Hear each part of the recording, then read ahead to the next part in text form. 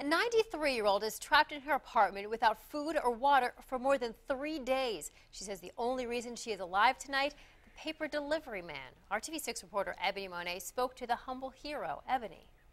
Jenna, this is a story of a survivor. Her friends tell me several members of her family have lived past 100 years old.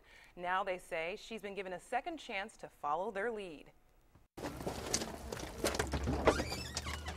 It was around 5 in the morning and Sam Gregory was delivering Saturday's Kokomo Tribune. I've noticed the last couple of days that her paper's been piling up on the door, so, which is unusual because she gets her, usually gets it every day. But when he got to door 3A, the sound of a faint cry causes him to pause. She kept saying, "Sam, help me, Sam, help me," and she was it was kind of a cry.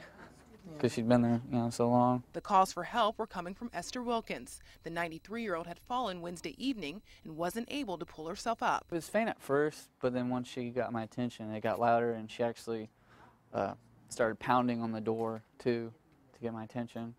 Actually took me a while to get her to realize she got my attention.